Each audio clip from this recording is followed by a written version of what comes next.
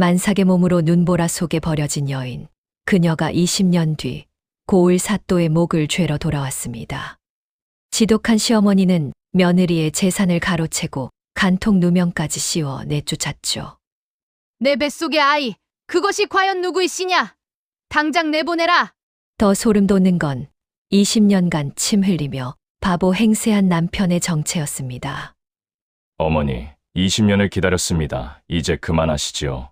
그리고 관아 마당에 울려 퍼진 한 청년의 외침.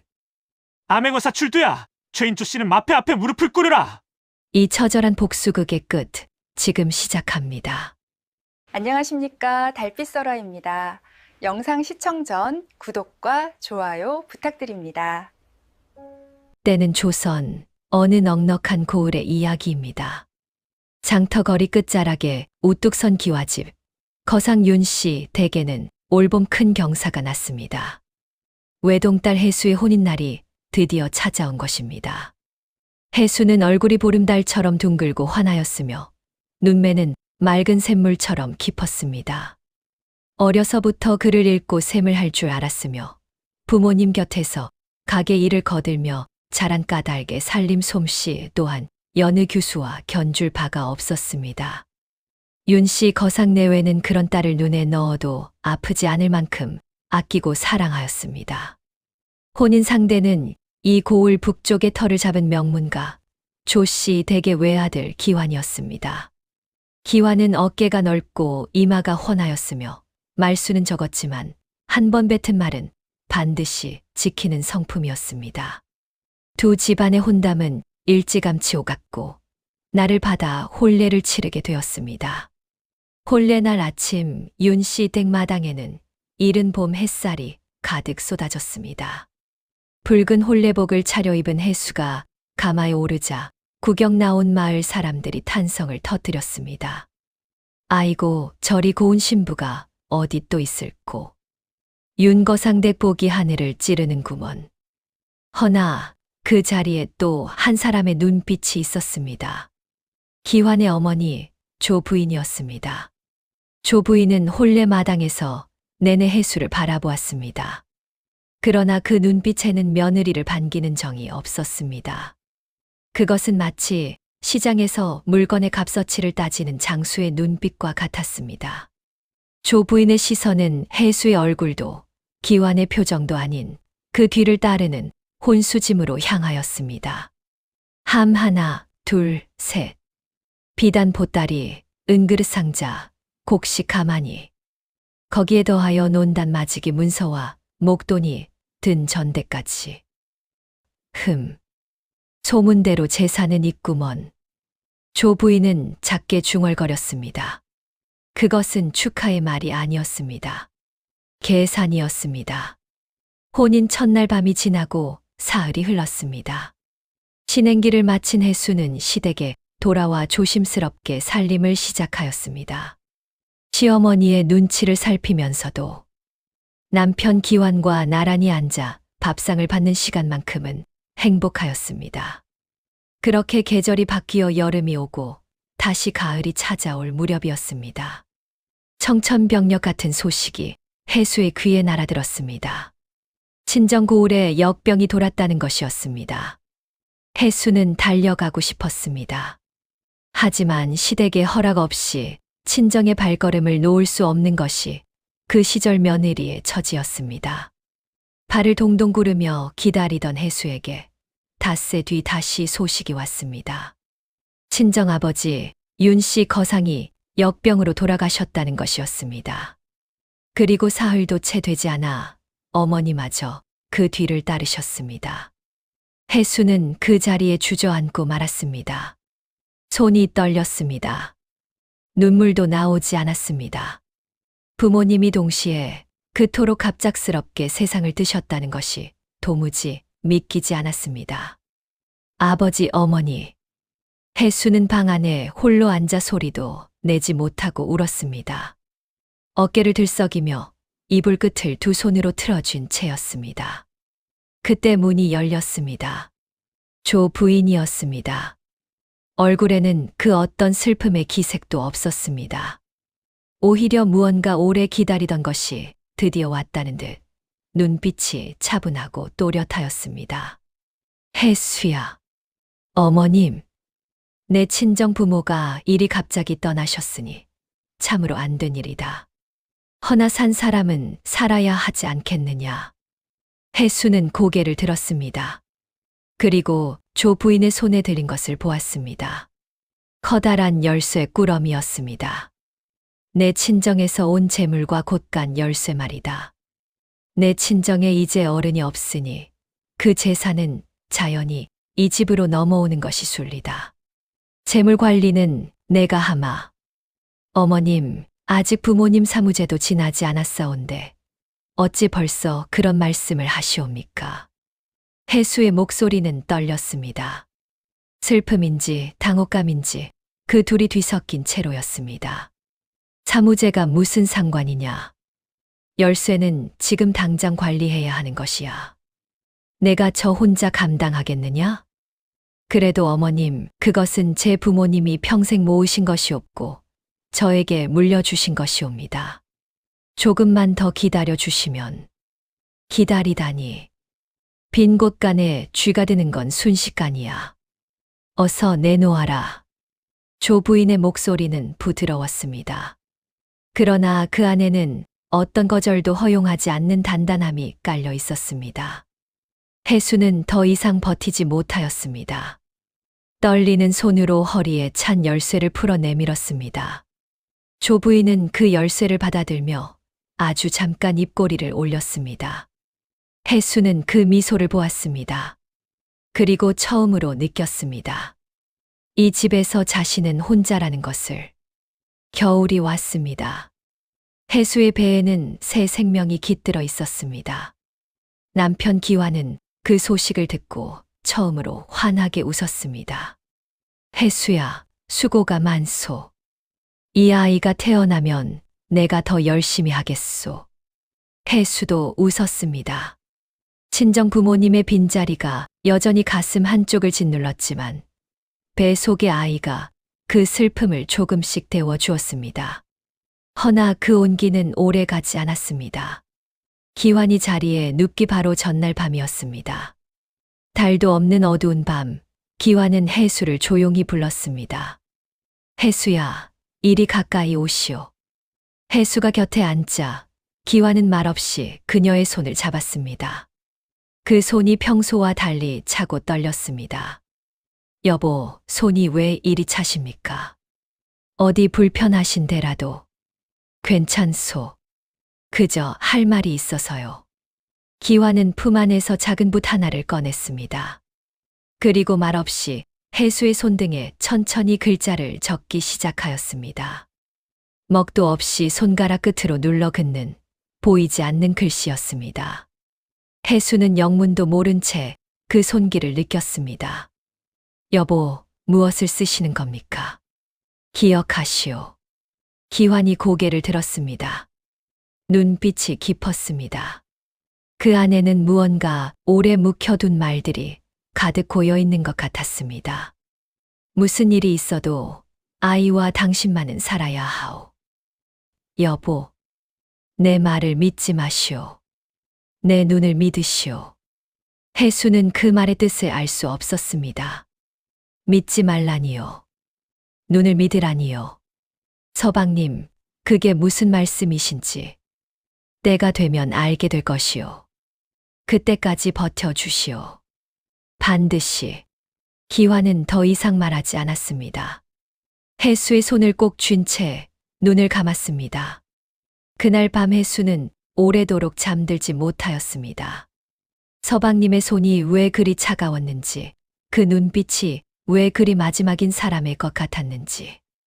그리고 다음 날 아침 기환은 끝내 자리에서 일어나지 못하였습니다. 처음에는 단순한 몸살이려니 여겼습니다. 하지만 하루가 지나도 사흘이 지나도 기환의 몸은 나아지지 않았습니다.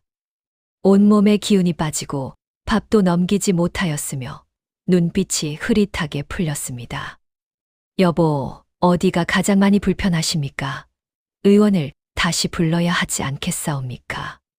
괜찮소. 며칠 쉬면 나을 것이오. 그러나 기완은 나아지지 않았습니다. 오히려 날이 갈수록 몸이 말라 들어갔습니다. 혜수는 이상하다고 느꼈습니다.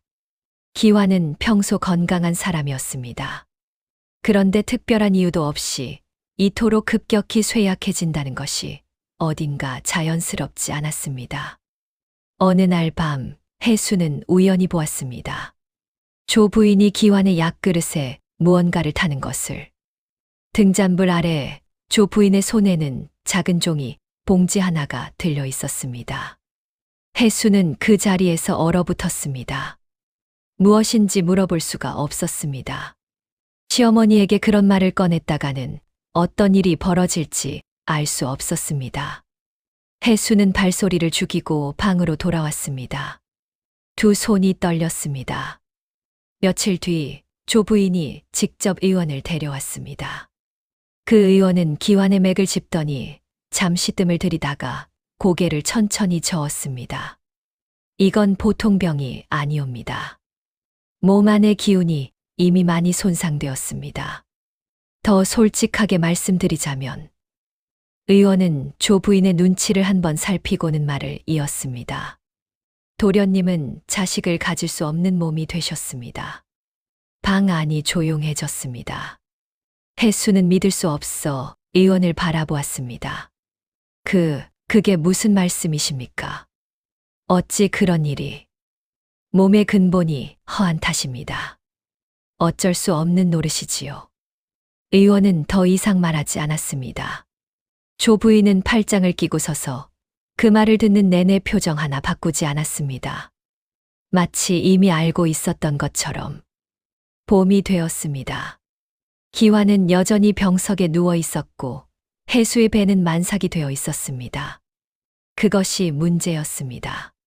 조 부인에게는 어느 이른 아침 조 부인이 하인 둘을 데리고 혜수의 방으로 들이닥쳤습니다. 문이 쾅 열리는 소리에 혜수는 놀라 자리에서 몸을 일으켰습니다. 어머님, 이게 무슨... 혜수야. 조 부인의 목소리는 낮았습니다. 그러나 그 낮음 속에는 오랫동안 벼려온 날이 서려 있었습니다. 내 뱃속의 아이, 그것이 과연 누구의 씨냐? 혜수는 귀를 의심하였습니다. 어머님, 지금 무슨 말씀을 하시는 겁니까? 이 아이는 기완 서방님의 아이이옵니다. 기완이는 자식을 가질 수 없는 몸이라 하였다. 의원이 분명히 그리 말하였어. 그런데 내 배가 저리 불렀으니 내가 이 집 밖에서 다른 사내와. 어머님, 혜수의 목소리가 갈라졌습니다. 어찌 그런 말씀을 하십니까? 저는 이 집에 시집온 뒤로 단 한 번도 그런 일이 없었사옵니다. 맹세코, 이 아이는 기완 서방님의 아이이옵니다. 맹세, 내가 어디서 감히 맹세란 말을 입에 올리느냐? 증거가 없는 말이 맹세냐, 거짓말이냐? 조 부인이 손을 들었습니다. 그것은 신호였습니다.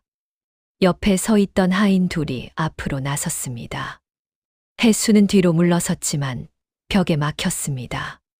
하인들은 주저없이 혜수의 비단겉 옷을 잡아당겼습니다.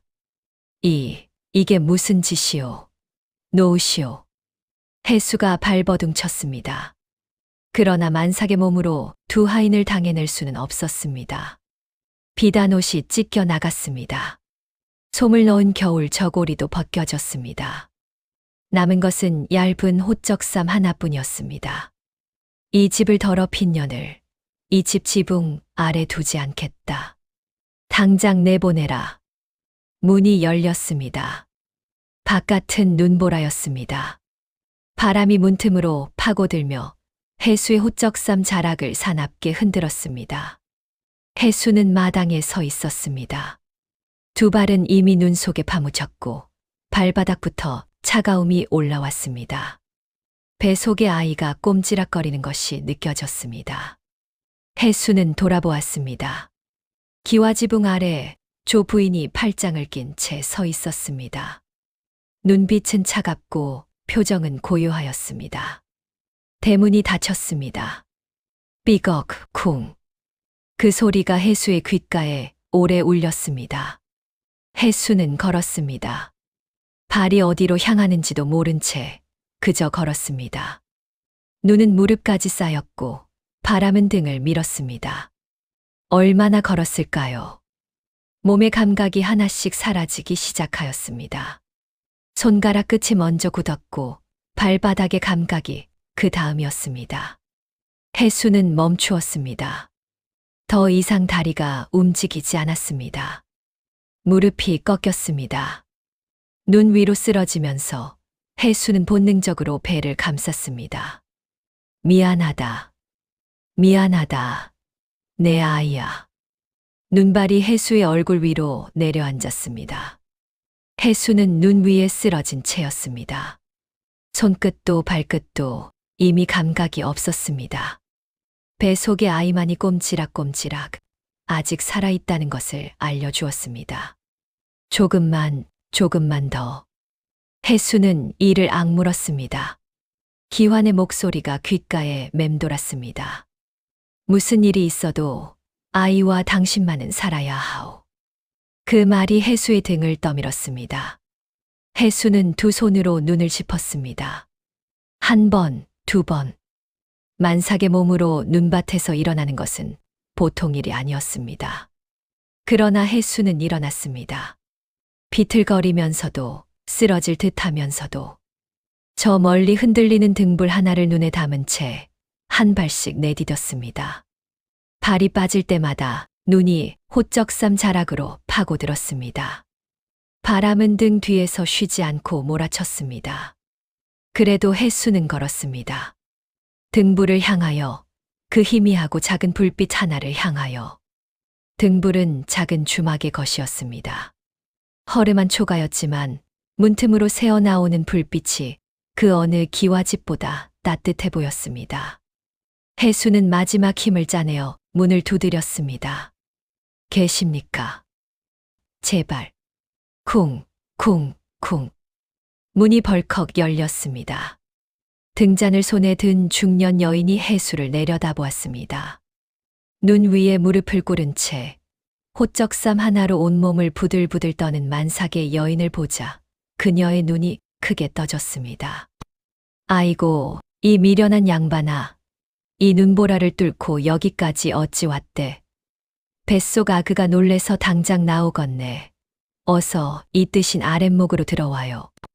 내 당장 숭늉이라도 끓여올 텐게 정신줄 놓지 말어. 그녀의 이름은 감내였습니다.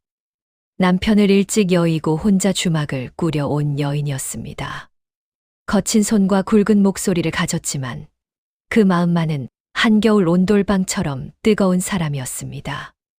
감내는 혜수를 양팔로 부축하여 방 안으로 끌어들였습니다.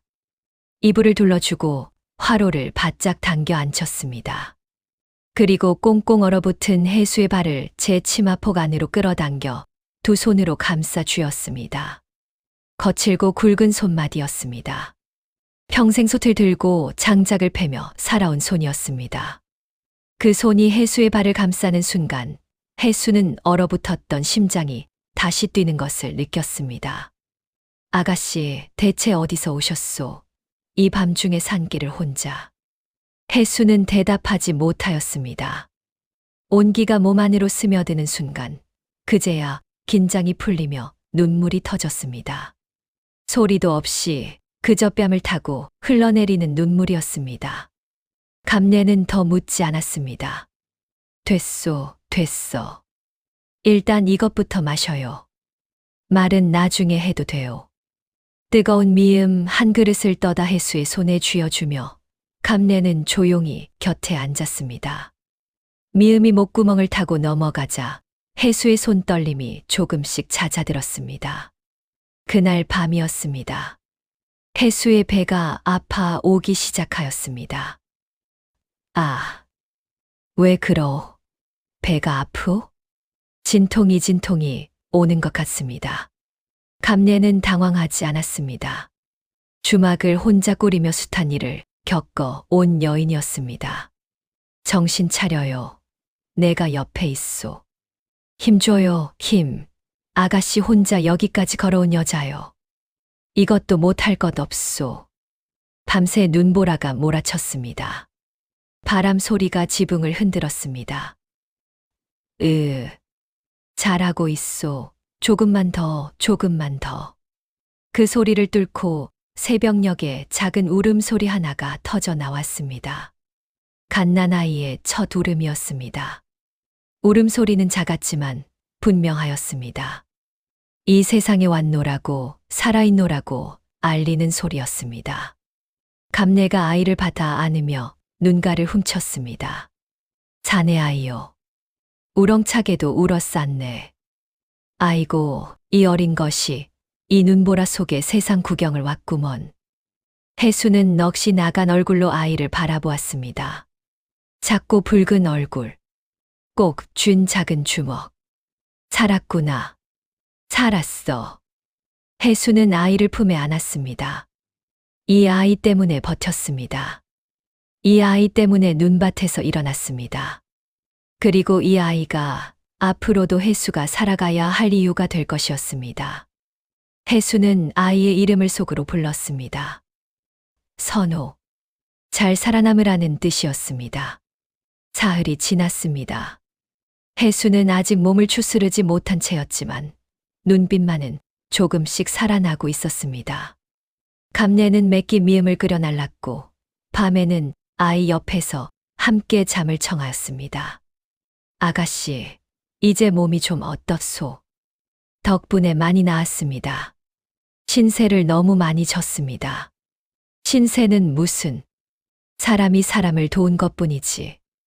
근데 아가씨, 말해도 되면 말해보. 대체 어찌 된 일이오? 그 눈보라의 호적삼 한 장으로 산 길을 헤맬 사람이 어디 있소? 해수는 잠시 말이 없었습니다. 창밖으로 이제 눈이 그치고 햇살이 희미하게 들어오고 있었습니다. 시댁에서 쫓겨났습니다. 쫓겨났다고 만삭의 몸으로? 예. 감내는 한동안 아무 말도 하지 않았습니다. 그 침묵 안에는 분노와 안타까움이 뒤섞여 있었습니다. 그 집 시어미가 사람이요, 귀신이요. 됐소. 더 묻지 않겠소. 근데 아가씨, 이제 어디 가실 데가 있소? 해수는 대답하지 못하였습니다. 친정은 이미 없었습니다. 시댁은 쫓겨난 곳이었습니다. 돌아갈 곳도 기댈 곳도 없었습니다. 감내가 해수의 눈빛을 읽었습니다. 그럼 여기 있으시오. 나 혼자 주막 꾸리기가 벅차던 참이었소. 아이도 있는데 무작정 나가시면 또 어찌 될지 모르잖소. 감내 씨, 그러나 저는 지금 아무것도 가진 게 없습니다. 드릴 것이 없습니다. 내가 뭘 달랬소? 몸 나으면 조금씩 거들어 주면 돼요. 이 주막이 누추하긴 해도 당장 눈비는 피할 수 있소. 아이한테도 그게 낫지 않겠소. 해수는 고개를 숙였습니다. 눈물이 날 것 같았습니다. 아무 이유 없이, 아무 조건 없이 손을 내밀어 주는 사람이 세상에 있다는 것이 믿기지 않았습니다. 감사합니다. 정말 감사합니다. 고맙긴. 나도 사람 손이 필요했던 거요. 우리 서로 살자고요. 감내는 그렇게 말하며 픽 웃었습니다. 투박하지만 진심이 담긴 웃음이었습니다. 봄이 왔습니다. 해수의 몸이 완전히 회복되자 해수는 주막이를 거들기 시작하였습니다. 그런데 며칠을 지켜보던 해수의 눈에 한 가지가 걸렸습니다. 주막에 손님이 너무 없었습니다. 감내 씨, 이 고을에 주막이 몇이나 됩니까? 요 아래 오리만 내려가면 큰 장터 주막이 둘이요. 거기는 방도 넓고 안주도 많아서 사람들이 다 거기로 가지. 우리 같은 산골 주막이야 길 잃은 나그네나 잠깐 들르지. 그 주막에서 파는 것이 뭡니까? 거기 막걸리에 두부 한 모, 묵 한 사발이지 뭐. 다들 거기서 거기요. 해수는 가만히 생각에 잠겼습니다. 거상의 딸로 자라며 어린 시절부터 장사 이치를 귀에 못이 박이도록 들어 온 해수였습니다. 아버지가 늘 하시던 말씀이 있었습니다. 남이 파는 것을 팔면 남만큼 번다. 남이 없는 것을 팔아야 내가 이긴다. 감내 씨, 제가 한 가지 여쭤봐도 되겠습니까? 뭐든지요. 이 주막 뒤편 텃밭에 파가 있던데 혹시 장에 가면 사고를 살 수 있습니까? 감내가 고개를 갸웃하였습니다. 사고리야 푸주간에 가면 싸게 팔지요. 근데 그건 왜요? 국밥을 팔아보면 어떨까 합니다. 제대로 된 국밥 말입니다. 국밥이라. 감내는 미심쩍은 표정이었습니다. 이 산골짜기까지 국밥 먹으러 올 사람이 있겠소? 소문만 나면 옵니다. 감내 씨, 한번 믿어보시겠습니까? 감내는 한참을 해수의 얼굴을 들여다보았습니다. 그리고 픽 웃었습니다. 할 수 없지. 한번 해봅시다. 다음 날 새벽 해수는 동이 트기도 전에 일어났습니다. 장에서 사온 사골뼈를 커다란 솥에 넣고 물을 붓고 불을 지폈습니다. 처음엔 팔팔 끓이다가 거품을 걷어내고 불을 줄여야 합니다. 그래야 국물이 뽀얗게 나옵니다. 아가씨가 요리를 어찌 그리 잘하오? 친정 어머니께 배웠습니다. 어머니께서 늘 말씀하셨습니다. 국물은 시간이 만드는 것이라고요. 솥 안에서 뼈가 뭉근하게 끓기 시작하였습니다. 보글보글, 보글보글. 그 소리가 새벽의 고요한 주막 안에 퍼져나갔습니다. 해수는 뚜껑을 열고 긴 나무 주걱으로 거품을 걷어냈습니다. 뽀연 김이 얼굴로 쏟아졌습니다. 텃밭에서 캔 파 뿌리를 넣고 통마늘을 한 줌 넣었습니다. 거기에 된장 한 숟갈, 고춧가루 2숟갈. 이 집 고춧가루가 맵습니까? 장터에서 제일 매운 걸로 사오지요. 나는 원래 맵게 먹는 사람이요. 그럼 딱 좋습니다. 얼큰하게 가야 속이 풀립니다. 국물이 익어가면서 주막 안이 온통 구수한 냄새로 가득 찼습니다. 감내가 코를 킁킁거렸습니다. 아이고, 이 냄새 봐라. 나도 벌써 배가 고프네. 감내 씨, 밥은 솥 2개로 넉넉히 지으셔야 합니다. 오늘 손님이 올 것 같습니다. 설마요. 그런데 감내의 말이 끝나기가 무섭게 주막 문이 삐걱하고 열렸습니다. 지게를 진 나그네 하나였습니다. 혹시 여기 뭔가 끓이오? 이 냄새가 어디서 나는 것인지 저 아래 산길에서부터 맡아왔소. 해수가 나섰습니다. 국밥입니다. 사고를 새벽부터 고운 얼큰 국밥이 옵니다. 한 그릇 드시겠습니까? 나그네가 눈을 반짝였습니다. 국밥, 얼마요? 막걸리 한 사발 값이면 됩니다. 그거 참 싸구먼. 한 그릇 주시오. 해수는 묵직한 뚝배기에 밥을 담고 뽀얀 국물을 가득 부었습니다. 파를 송송 썰어 얹고 고춧가루를 한 꼬집 뿌렸습니다. 나그네가 한 입 더 넣더니 눈을 동그랗게 떴습니다. 아니, 이게 무슨 국밥이요? 국물이 이리 깊을 수가 있소. 입에 맞으십니까? 맞다요. 이 산골에 이런 게 있을 줄은 몰랐소. 한 그릇 더 주시오. 그 소문이 퍼지는 데는 사흘이 걸리지 않았습니다. 장터 나그네들 사이에서 입에서 입으로 번졌습니다. 저 산골 주막에 국밥이 생겼는데 그 국물이 예사롭지 않다더라. 새벽부터 사고를 고운다는데 한 번 먹으면 잊히지가 않는다더라. 해순의 얼큰 국밥이라고 한 그릇에 속이 다 풀린다더라. 열흘이 지나자 주막 앞에 줄이 섰습니다. 지게꾼, 보부상, 훈장, 과거 길 나선 선비까지. 감내는 눈이 휘둥그레졌습니다. 아이고, 아가씨, 솥이 비었소. 어찌한단가. 솥을 하나 더 구하셔야 합니다. 감내씨, 오늘 장에서 큰 솥 하나만 더 사오시겠습니까? 당장 가지요. 주막 안에서는 뚝배기 부딪히는 소리, 국물 끓는 소리, 손님들 웃음소리가 뒤섞였습니다. 아줌씨, 여기 국밥 2그릇이요. 나는 막걸리도 같이. 이 국밥에 막걸리 한 사발이면 세상 부러울 게 없구먼. 감내는 속과 뚝배기 사이를 분주하게 오가면서도 얼굴에서 웃음이 가시지 않았습니다. 아가씨, 우리 이제 살았소. 해수도 웃었습니다. 오랜만에, 정말 오랜만에 짓는 웃음이었습니다. 그렇게 계절이 바뀌어 여름이 무르익을 무렵이었습니다.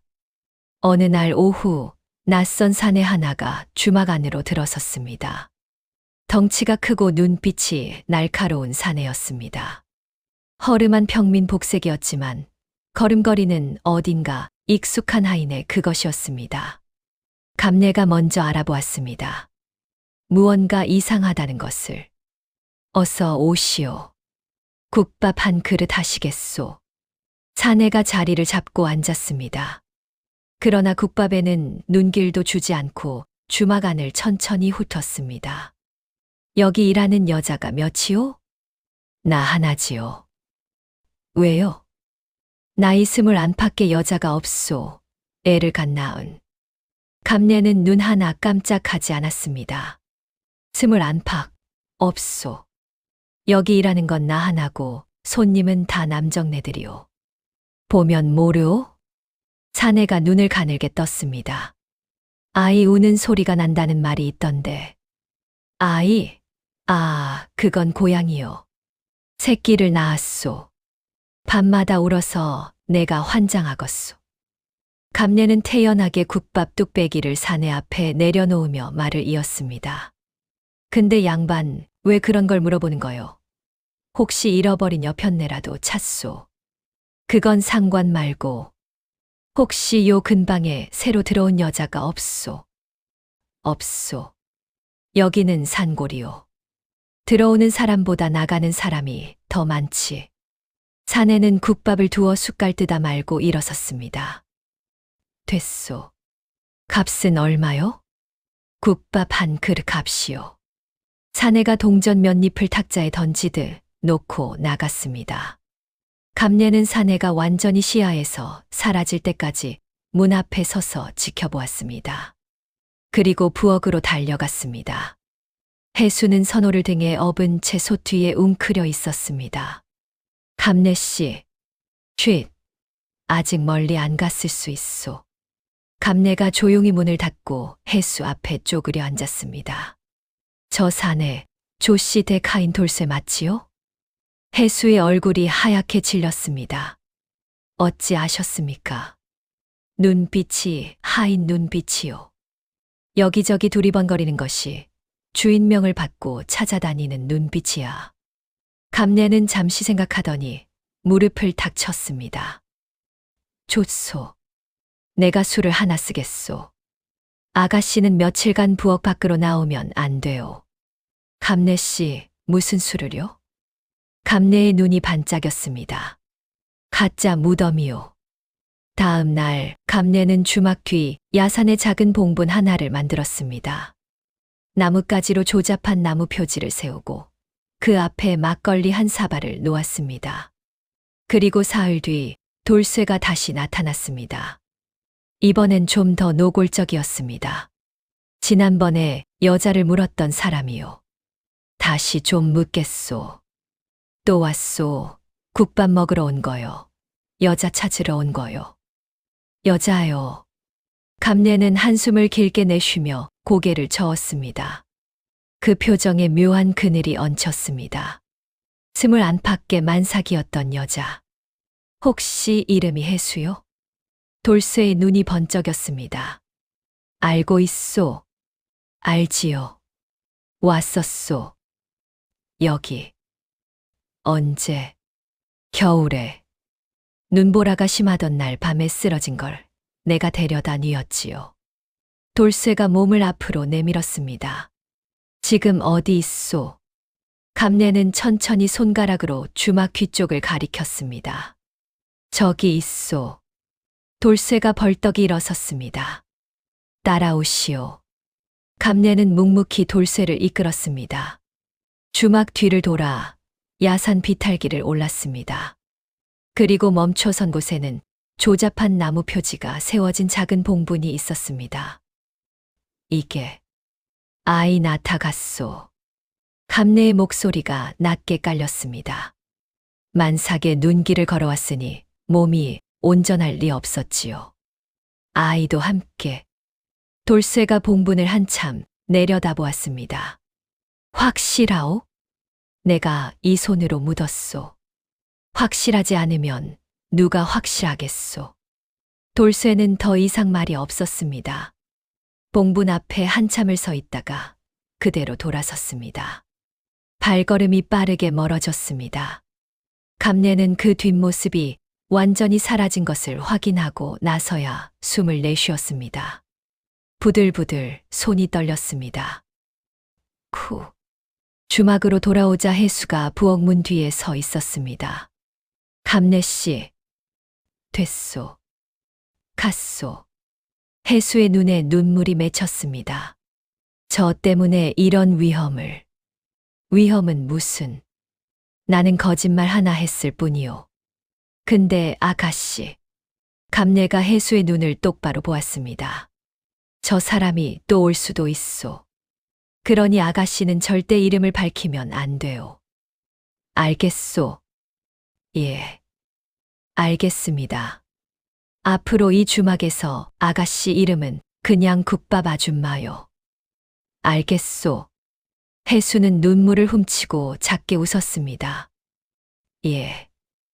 알겠습니다. 감내씨. 세월이 흘렀습니다. 눈보라 속에 태어난 선호가 어느새 7살이 되었습니다. 아이는 어머니 해수를 닮아 눈매가 맑았고 아버지 기완을 닮아 이마가 훤하였습니다. 말수가 많지 않았지만 한 번 들은 것은 절대 잊지 않는 아이였습니다.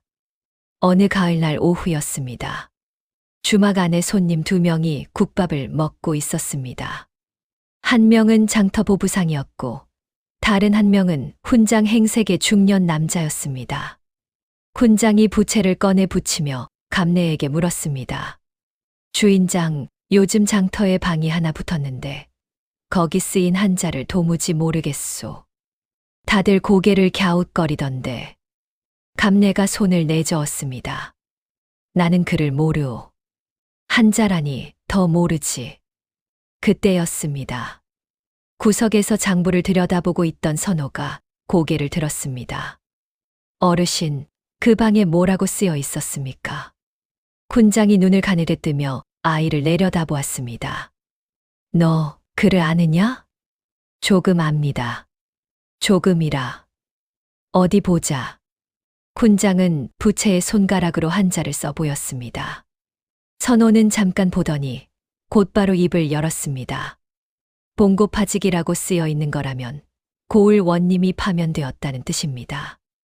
그 아래에 후임과나 고지라고 쓰여 있으면 새 원님이 부임한다는 공고이 없고요. 훈장이 부채를 멈추었습니다. 보부상이 국밥 숟갈을 내려놓으며 입을 벌렸습니다. 아니, 이 꼬맹이가. 맞소. 그게 맞소. 나는 훈장 노릇을 20년 했는데 이 아이한테 해석을 들었구먼. 훈장이 껄껄 웃었습니다. 얘야, 이름이 무엇이냐? 선호이옵니다. 선호. 누구한테 글을 배웠느냐? 어머니께 배웠습니다. 훈장이 주방 쪽을 힐끗 바라보았습니다. 해수가 소타 앞에 서서 묵묵히 국물을 젓고 있었습니다. 국밥집 아줌마가 한학을 안다는 말이냐? 선호는 대답하지 않았습니다. 다만 다시 장부로 눈길을 내리깔며 손가락으로 숫자를 짚기 시작하였습니다. 감내가 주방으로 들어오며 해수의 귀에 속삭였습니다. 아가씨, 선호가 또 손님들 놀라게 했소. 해수는 웃지 않았습니다. 다만 눈빛이 깊어졌습니다. 저 아이는 언젠가 이 산골 주막을 벗어날 것이었습니다. 그리고 그날이 오면 모든 것을 바로잡을 수 있을 것이었습니다. 해수는 다시 주걱을 들었습니다. 오늘도 국물은 뽀얗게 잘 고아지고 있었습니다. 주막의 밤은 고요하였습니다.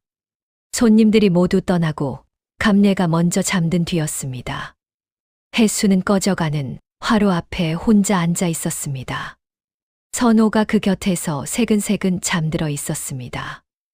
아이의 얼굴을 오래도록 바라보았습니다.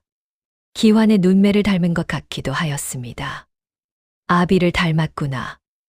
혜수는 아이의 작은 손을 손가락으로 살며시 감쌌습니다.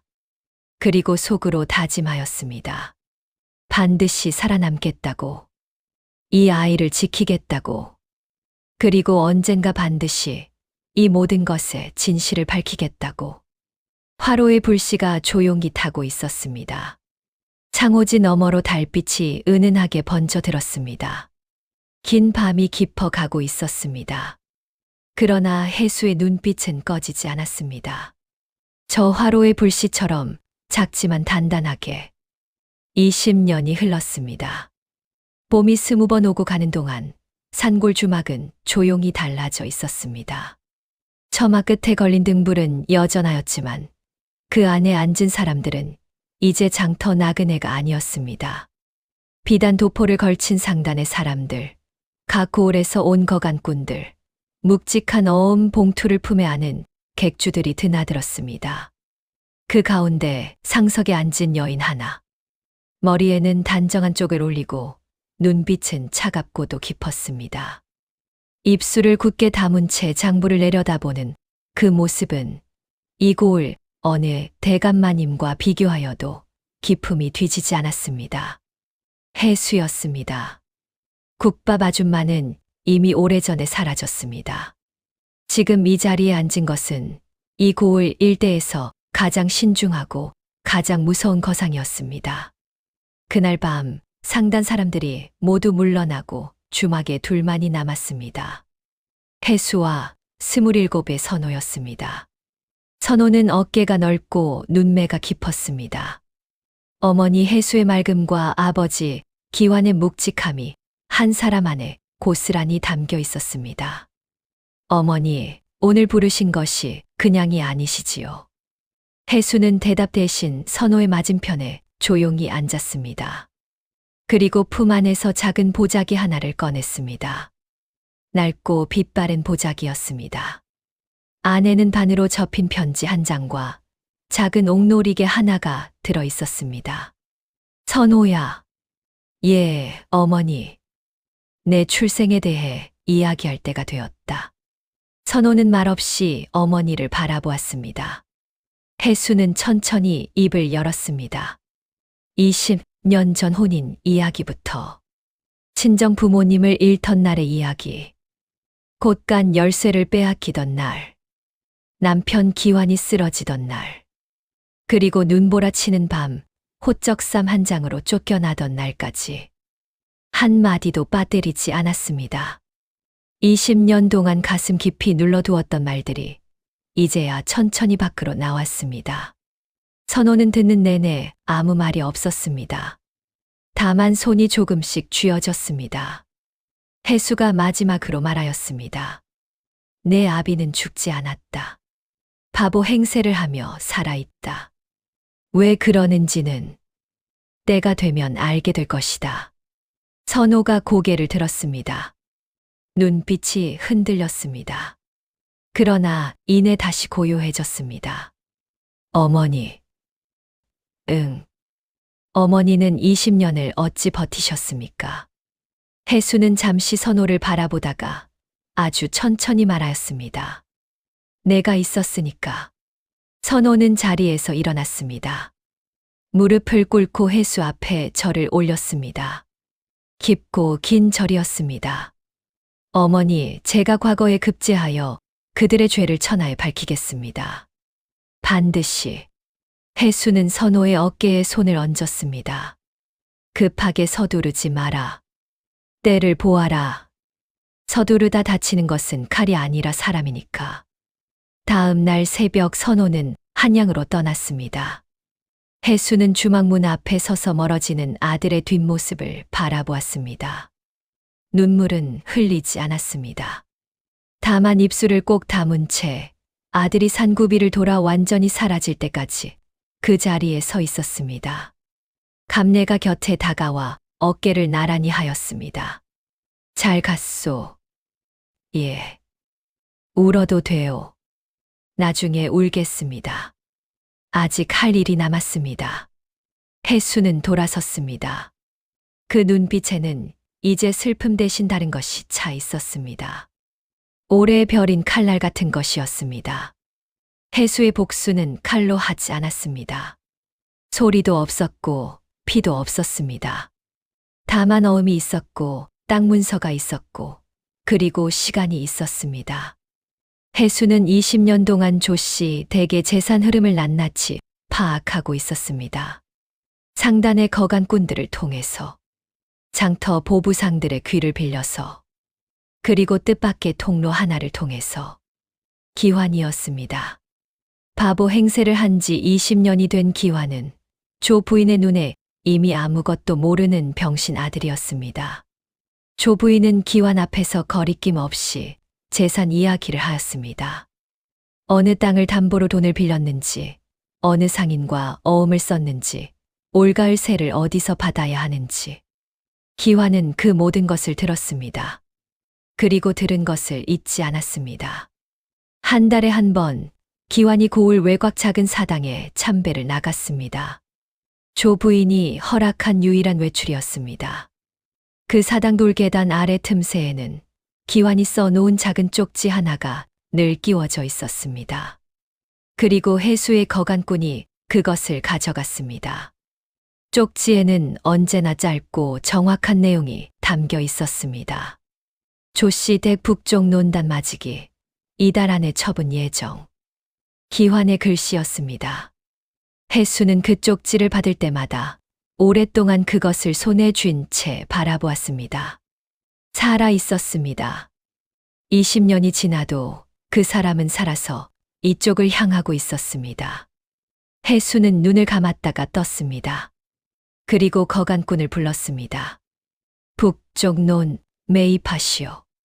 시세보다 조금 낮게 부르면 그쪽에서 먼저 달려옵니다. 대리인은 누구로 할까요? 늘 하던 대로. 내 이름이 나오면 안 됩니다. 거간꾼이 고개를 숙이고 물러났습니다. 조씨 댁은 몰랐습니다. 자신들이 급하게 내놓은 땅을 사들이는 사람이 누구인지를.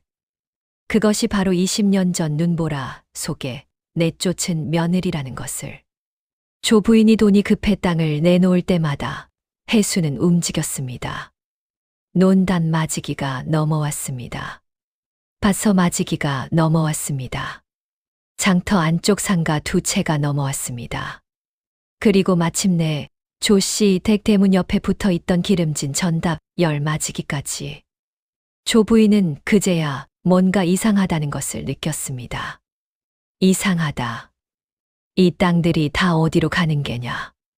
마님, 이 고을에 큰 상단이 하나 들어섰다 합니다. 거기서 죄다 사들인다는 소문이 있습니다. 상단, 어느 상단이냐? 이름을 밝히지 않는다고 합니다. 다들 얼굴 없는 거상이라 부른다 하옵니다. 조 부인의 눈빛이 흔들렸습니다. 얼굴 없는 거상. 그 말이 묘하게 등골을 스쳤습니다. 그 무렵부터였습니다. 조씨 댁에 기묘한 일들이 벌어지기 시작하였습니다. 어느 날 아침 조 부인이 안채를 나서다가 멈추었습니다. 분명히 맡아본 냄새가 났습니다. 이게 무슨 냄새냐? 하인이 코를 킁킁거렸습니다. 모르겠사옵니다, 마님. 그냥 꽃향기 아니옵니까? 꽃향기가 아니야. 이건 조 부인의 얼굴이 굳었습니다. 백합 기름 향이었습니다. 혜수가 즐겨 쓰던 머릿기름 냄새였습니다. 누가 이 향을 피웠느냐? 아무도 피우지 않았사옵니다.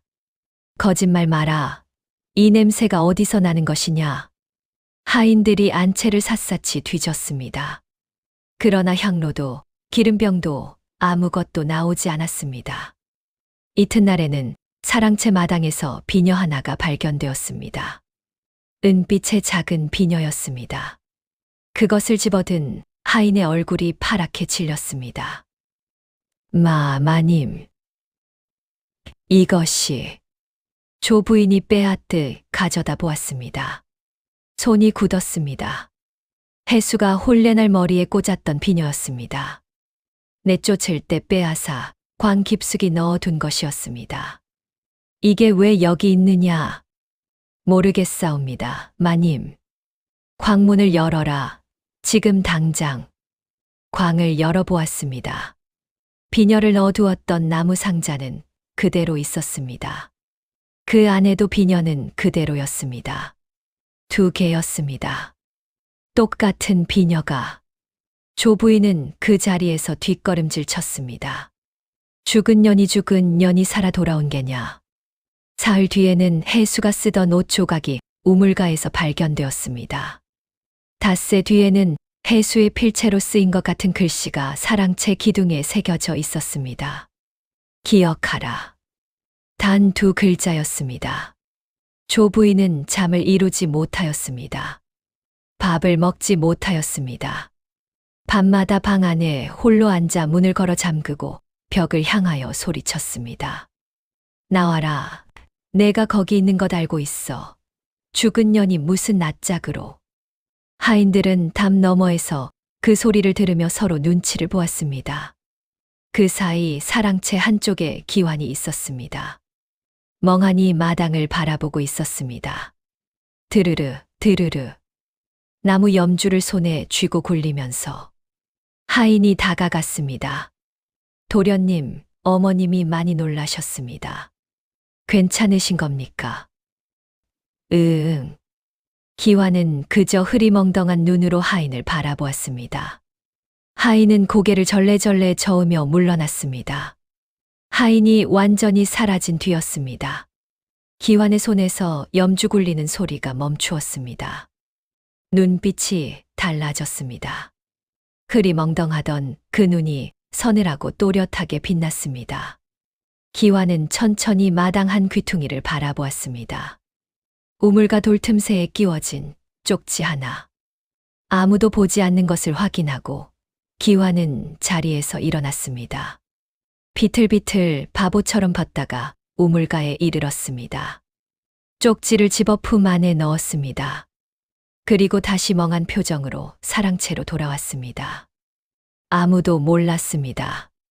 조 부인도 하인들도 20년 동안 이 집에서 가장 또렷하게 살아있는 사람이 누구였는지를. 조 부인의 눈에 핏발이 섰습니다. 집 안에서 벌어지는 기이한 일들. 얼굴 없는 거상이 자신의 땅을 하나씩 삼켜가는 일. 그 2가지가 하나로 연결되는 순간이 왔습니다. 얼굴 없는 거상. 그년이다. 조 부인은 확신하였습니다. 죽었다는 해수가 살아서 자신을 향해 오고 있다는 것을. 조 부인은 비리 사또를 찾아갔습니다. 이 고을 사또는 이미 오래전부터 조 씨 댁의 돈으로 자리를 지켜온 인물이었습니다. 사또 부탁드릴 것이 있습니다. 말씀하시지요, 조 부인. 이 고을 산골의 주막을 운영하는 여인이 있습니다. 그 여인이 사수를 쓴다는 제보가 들어왔습니다. 사또가 눈을 가늘게 떴습니다. 증거가 있습니까? 조 부인이 품에서 무언가를 꺼냈습니다. 지프로 만든 작은 인형이었습니다. 온몸에 붉은 실이 감긴 저주 인형이었습니다. 이것이 그 주막 아궁이에서 발견되었습니다. 인근 마을 사람이 가져온 것입니다. 사또는 그 인형을 한참 바라보다가 천천히 고개를 끄덕였습니다. 알겠습니다. 그날 밤이었습니다.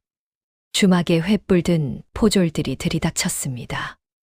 해수는 장부를 정리하던 중이었습니다. 주막 주인 해수, 사술 행위로 포박한다. 해수는 붓을 내려놓았습니다. 서두르지 않았습니다.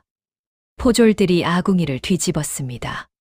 제 속에서 저주 인형이 나왔습니다. 감내가 소리쳤습니다. 아니, 저게 어디서 나온 거요? 우리가 저런 걸 만든 적이 없소. 조용히 하지 못하느냐? 너도 함께 잡아라. 포졸이 감내의 팔을 비틀어 잡았습니다. 해수는 포승줄이 손목에 감기는 순간에도 흔들리지 않았습니다. 차가운 감옥 바닥에 무릎을 꿇으면서도 눈을 감지 않았습니다. 쇠창살 너머로 밤하늘이 보였습니다. 별이 총총하였습니다. 감내가 옆에서 억울함에 질떨었습니다. 아가씨, 이게 대체 어찌 된 일이오? 우리가 억울하게 이 꼴을 당해야 하오? 해수는 천천히 말하였습니다. 감내씨, 예, 때가 되었습니다. 무슨 때요? 해수가 쇠창살 너머 하늘을 바라보며 나지막이 말하였습니다. 선호가 올 것입니다. 감내가 해수의 얼굴을 바라보았습니다. 두려움도 절망도 없는 얼굴이었습니다. 오히려 20년을 기다려 온 사람이 드디어 문 앞에 선 것을 아는 얼굴이었습니다. 바람이 쇠창살 사이로 불어들었습니다. 해수는 눈을 감았습니다. 아들아, 어서 오너라. 이제 때가 되었다. 관아 마당은 차가웠습니다. 새벽 서리끼가 아직 마당 바닥에 남아 있었고 하늘은 잿빛으로 낮게 깔려 있었습니다. 마당 한가운데 형틀 두 개가 나란히 놓여 있었습니다. 해수와 감내였습니다. 두 사람의 손목이 형틀에 묶였습니다. 감내는 이를 악물었습니다. 이게 무슨 날벼락이요? 사람을 이리 잡아다가 형틀에 묶다니 이 나라에 법이 있소, 없소. 조용히 하지 못하느냐. 포졸이 감내의 어깨를 짓눌렀습니다. 감내는 눈을 부릅뜨면서도 더 이상 소리치지 못하였습니다. 해수는 처음부터 말이 없었습니다. 형틀에 묶인 채로 마당 바닥을 내려다보고 있었습니다. 숨이 고르고 어깨가 흔들리지 않았습니다. 마당 한쪽에 교이 하나가 놓였습니다. 사또가 느린 걸음으로 걸어 나와 자리에 앉았습니다. 그 뒤를 따라 걸어 나온 사람이 있었습니다. 조 부인이었습니다. 곱게 빗은 머리에 비취 비녀를 꽂고 진한 자주빛 저고리를 걸친 조 부인은 마치 이 관아의 주인인 양 당당하게 걸음을 옮겼습니다. 그리고 형틀 앞에 멈추었습니다. 해수를 내려다보며 천천히 입꼬리를 올렸습니다. 차갑고 비릿한 미소였습니다. 오랜만이구나, 해수야. 해수가 고개를 들었습니다. 20년 만이었습니다. 그 얼굴을, 그 눈빛을 마주하는 것이. 조 부인의 얼굴에는 세월이 새겨져 있었습니다. 주름이 깊었고 눈가가 거뭇하였습니다. 그러나 그 눈빛만은 20년 전과 조금도 달라지지 않았습니다. 차갑고 계산적이고 잔인하였습니다. 내가 살아있을 줄은 알았다. 죽을 팔자였으면 그 눈보라 속에서 이미 죽었겠지. 해수는 대답하지 않았습니다. 조 부인이 한 발 더 다가섰습니다. 해수야, 내 죄를 인정하느냐? 관아 아궁이에서 저주 인형이 나왔다. 사수를 써서 이 고을을 어지럽힌 죄. 인정하느냐고 묻고 있다. 해수는 천천히 입을 열었습니다. 인정할 죄가 없습니다. 조 부인의 눈이 가늘어졌습니다. 아직도 그 고집이냐? 20년이 지나도 변하지 않았구나. 변한 것이 있습니다.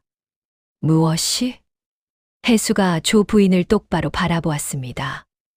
20년 전에는 이 자리에서 버틸 힘이 없었습니다. 지금은 있습니다. 조 부인의 얼굴이 굳었습니다. 그 눈빛이 흔들렸습니다. 그러나 이내 비웃음으로 덮었습니다. 형리, 곤장을 준비하라. 형리가 굵은 곤장을 들고 앞으로 나섰습니다. 감내가 눈을 질끈 감았습니다. 아가씨, 괜찮습니다. 해수가 낮게 말하였습니다. 눈을 감지 않았습니다. 하늘을 올려다보았습니다. 잿빛 하늘이었습니다. 그러나 저 구름 끝 어딘가에 빛이 있다는 것을 해수는 알고 있었습니다. 형리가 곤장을 치켜들었습니다. 바로 그 순간이었습니다. 관아 대문이 굉음과 함께 열렸습니다. 쾅. 모두가 돌아보았습니다. 역졸 2명이 대문 양쪽에 서서 외쳤습니다. 암행어사 출두야. 그 외침이 관아 마당을 가득 채웠습니다. 형리의 손이 멈추었습니다. 사또가 자리에서 벌떡 일어났습니다. 조 부인의 얼굴에서 핏기가 빠져나갔습니다. 그리고 대문 사이로 한 청년이 걸어 들어왔습니다. 어사화를 꽂은 관모, 당당한 어깨, 흔들림 없는 걸음걸이. 손에는 마패가 들려 있었습니다. 선호였습니다. 해수의 눈이 흔들렸습니다. 20년을 기다려 온 순간이었습니다. 눈물이 차올랐지만 해수는 삼켰습니다. 아직이었습니다. 선호는 형틀에 묶인 해수와 감내를 한눈에 보았습니다. 눈빛이 잠깐 흔들렸다가 이내 단단해졌습니다. 즉각 저 2 사람을 풀어라. 포졸들이 서로 눈치를 보았습니다. 어서 풀지 못하느냐? 선호의 목소리가 마당을 울렸습니다. 포승줄이 풀렸습니다. 선호는 사또의 자리로 걸어가 그 앞에 섰습니다. 사또, 자리에서 내려오시오. 사또의 얼굴이 흙빛이 되었습니다. 어사나리. 증거를 확인한 후에 죄목을 논하겠소. 먼저 이 자리에서 증인들을 신문하겠소. 선호가 자리에 앉았습니다. 그리고 품 안에서 문서 하나를 꺼냈습니다. 이관아 아궁이에서 발견되었다는 저주 인형을 가져오시오. 인형이 앞에 놓였습니다. 선호는 인형을 들어 찬찬히 살펴보았습니다. 이 인형에 감긴 붉은 실. 선호가 고개를 들었습니다. 조 부인, 오늘 입고 오신 저고리 안감을 보여주시겠습니까? 조 부인의 얼굴이 굳었습니다. 그게 무슨 소리냐? 감히 양반 부인의 옷을 보여주시오. 선호의 목소리는 낮았지만 물러남이 없었습니다. 포졸이 다가갔습니다. 저고리 안감이 펼쳐졌습니다. 안감 한 귀퉁이가 뜯겨 있었습니다. 선호는 저주 인형의 붉은 실을 그 자리에 대어보았습니다. 꼭 맞았습니다. 마당 안에 웅성거림이 퍼졌습니다. 선호가 2번째 문서를 꺼냈습니다. 이 인형이 아궁이에서 발견되기 하루 전날 밤 조씨 데카인 돌쇠가 주막 근처에서 목격되었다는 주민 3명의 증언도 있습니다. 그리고 장터 포목 상인 3명은 사흘 전 조씨 데카인이 이 실과 같은 색, 같은 굵기의 실 한 타래를 구입하였다고 증언하였습니다. 조 부인의 입술이 파르르 떨렸습니다. 선호는 문서를 천천히 내려놓았습니다. 그리고 자리에서 일어났습니다. 조 부인을 똑바로 바라보았습니다. 마당 안이 숨을 죽였습니다. 선호의 목소리가 낮고 묵직하게 깔렸습니다. 조 부인. 당신은 20년 전 눈보라 속으로 쫓겨난 여인이 죽었을 거라 믿었겠지. 조 부인의 몸이 굳었습니다. 허나 보시오. 선호가 해수를 향해 고개를 돌렸습니다. 그리고 다시 조 부인을 바라보았습니다. 당신이 버린 그 여인이 당신이 그토록 탐냈던 재산을 정당하게 다시 거두어들였소. 당신이 업신여겼던 그 뱃속의 아이가 오늘 당신의 죄를 심판하러 이 자리에 왔소. 선호의 목소리가 한 단 더 높아졌습니다. 이것이 하늘의 뜻이 아니고 무엇이겠소. 그 목소리가 관아 기둥을 울렸습니다. 마당을 울렸습니다. 구경하던 백성들 사이에서 탄성이 터져 나왔습니다. 조 부인은 그 기세에 눌려 고개조차 들지 못하였습니다. 파들파들 2 손이 떨렸습니다. 20년 전 호적삼 한 장으로 내쫓은 여인의 아들이 오늘 어사 마패를 손에 쥐고 자신 앞에 서 있었습니다. 조 부인은 그 사실을 온몸으로 받아들이고 있었습니다. 선호는 다시 자리에 앉았습니다. 사또는 직권남용 및 뇌물수수로 즉각 파직이요. 조 부인은 무고죄, 독살 미수죄, 재산 편취죄로 포박하라.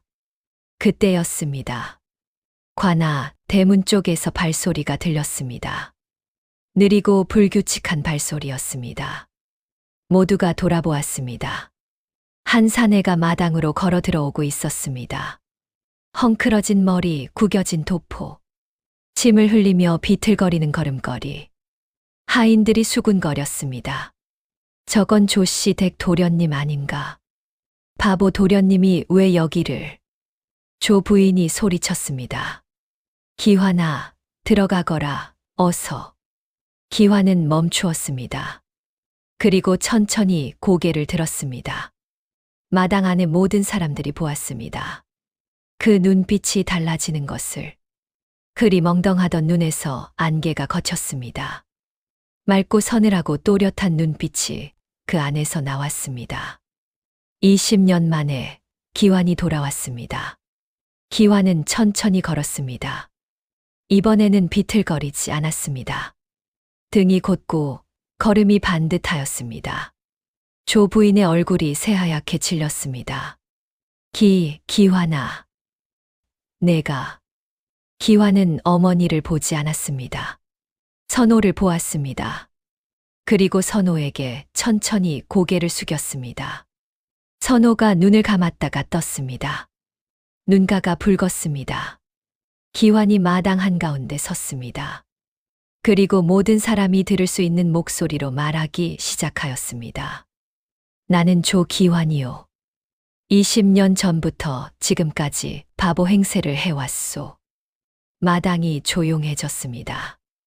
내 어머니 조 부인이 20년 전 내 약의 독을 탔소. 조금씩 티가 나지 않을 만큼. 나는 그것을 알고 있었소. 허나 그 사실을 밝히면 어머니가 날 완전히 없애 버릴 것도 알고 있었소. 조 부인이 입을 열었습니다. 기환아, 그게 무슨 소리냐? 너 지금 정신이. 내 정신은 처음부터 멀쩡하였소. 기환의 목소리가 단호하였습니다. 기환은 품 안에서 작은 봉투 하나를 꺼냈습니다. 이것은 20년 전 어머니가 매수한 의원의 자필 서명이 담긴 진술서요. 의원은 3년 전 임종 직전에 이것을 남겼소. 자신이 조 부인의 돈을 받고 거짓 진단서를 써 주었다는 것을. 선호가 앞으로 나와 봉투를 받았습니다. 천천히 고개를 끄덕였습니다. 기환이 계속하였습니다. 내 아내 혜수는 간통을 한 적이 없소. 그 아이는 내 아들이요. 어머니는 무고한 만삭의 며느리를 눈보라 속에 내쫓았소. 그것이 20년 전 이 집에서 벌어진 일이요. 조 부인이 발끈하였습니다. 기환아, 내가 다 너를 위해서. 어머니. 기환이 조 부인을 바라보았습니다. 눈빛이 깊고 처연하였습니다. 어머니는 내가 바보가 되어 침을 흘릴 때마다 비웃으셨지. 마당이 다시 조용해졌습니다. 허나 나는 그 침을 삼키며 피눈물을 흘렸소. 내 아내가 어디서 죽어가는지도 모른 채, 내 아이가 세상 빛을 보았는지도 모른 채 오직 때를 기다리며 나 자신을 죽이고 또 죽이며 살았단 말이오. 기환의 손등에 핏줄이 돋아났습니다. 20년간 억눌러 온 분노가 그 핏줄 안에서 흐르고 있었습니다.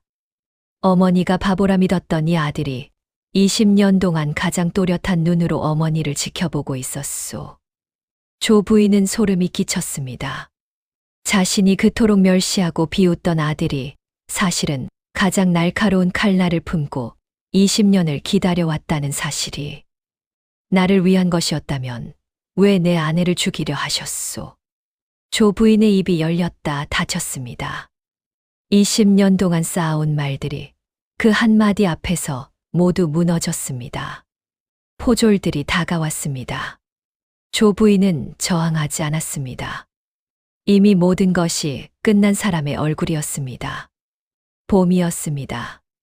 관아 마당의 매화가 하얗게 피었습니다.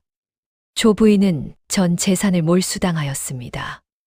20년 동안 혜수의 친정에서 가져온 것들, 혜수를 내쫓은 뒤 불려온 것들이 모두 환수되었습니다. 삿돈은 파직되어 한양으로 압송되었습니다. 돌쇠는 모든 죄를 자백하고 벌을 받았습니다. 그리고 조 부인은 관노비가 되었습니다. 장터 거리를 청소하는 처지가 된 것이었습니다. 화려한 빛이 비녀 대신 낡은 배 수건이 머리에 감겼습니다. 자줏빛 비단 저고리 대신 거친 베옷이 몸을 덮었습니다. 자신이 그토록 내려다보던 장터 바닥을 이제 두 손으로 쓸어야 하였습니다. 지나가는 장꾼들이 힐끗 바라보았습니다. 조씨 댁마님이 절이 되었다며 수군거렸습니다. 조 부인은 고개를 들지 못하였습니다. 빗자루질을 하던 손이 멈추었습니다.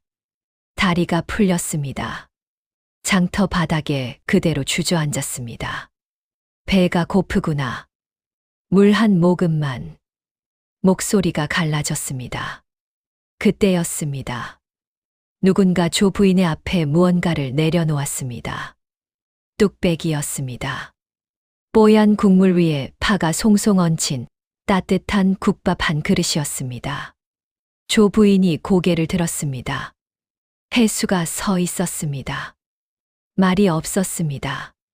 표정도 없었습니다. 복수의 눈빛도 경멸의 눈빛도 아니었습니다. 그저 조용하고 담담한 눈으로 국밥 한 그릇을 내려다보는 눈빛이었습니다. 혜수는 아무 말 없이 돌아섰습니다.